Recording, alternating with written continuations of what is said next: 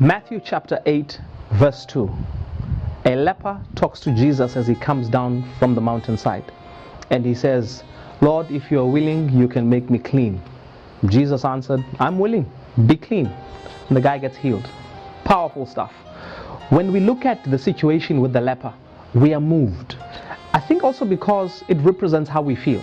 Most of the time, people think that we have an issue with God's ability. We sing the song, He's able, I know my Lord is able to carry me through. Yes, He can. Very few Christians actually question whether God is able. We know that He's able.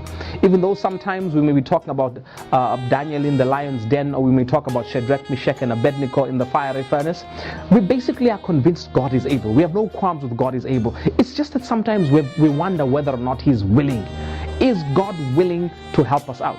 And because we cannot come to an answer to we cannot get an answer to that question, we end up exploring other things. I've seen people explore funny alternatives because they can't quite believe that God is willing. Even though you may pray, when you get up from your knees, you go for alternatives which you know go against what you believe because you're not sure that God is willing. Is He able? Yes, He's able. We know He's able. But we're not quite sure that He's willing. And sometimes when you look at the Apostle Paul, he prays to the Lord that He may remove this thorn in his flesh. He prays 3 times. And God comes out with a spectacular no. He says, "My grace is sufficient for thee, for my strength is made perfect in weakness." It was a no. God said no. But it was good for Paul. Paul was able to rejoice later on simply because he got a response. He got a response. God said no. He's not going to take away the thorn from his flesh. God said no. And sometimes we wish we could get a yes. We could get an audible yes, get an audible no, get an audible wait. We don't. And sometimes we wonder. And that wondering is what messes up our faith. But today I want us to look at something else. When we look into the Old Testament, we discover something very interesting. There are people who witnessed the most magnificent collection of miracles, and something very interesting happened to that generation. The people who left Egypt to go to the promised land, those guys witnessed the 10 plagues live. By 10 plagues I mean it would be dark in Egypt. The guys would be standing here, they could put their head into the darkness, not see their fingers, and it's daylight where they are standing. They witnessed that. They saw the 10 plagues. They saw the Lord parting the Red Sea. They were there and they saw the Egyptians being swallowed up by the ocean. They ate manna. These are the guys who received the 10 commandments from God, not from a piece of paper, but they received it audibly from God. God spoke to them.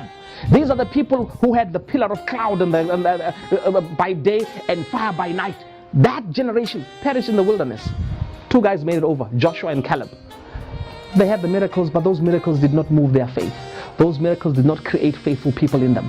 But by the time you get to the New Testament, God's not big on miracles for people who believe. He's not. God is not big on these spectacular miracles. By the time you get to the New Testament, God wants us to trust Him. Not to trust that He's able. We know that He's able. Not even to bother about whether or not He's willing, but to trust that He knows what He's doing. In fact, you get that sense when God says to Paul, "My grace is sufficient for thee, for my strength is made perfect in weakness." He's basically saying, "I know what I'm doing, it's okay." And Paul is able to jump up and celebrate with the no, because the no effectively says, "I know what I'm doing." And that's what we need to do.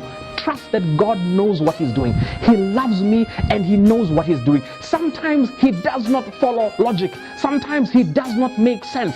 Sometimes the way He does things is not the way we would do things. But if we trust that He knows what He's doing, it's okay. It's okay.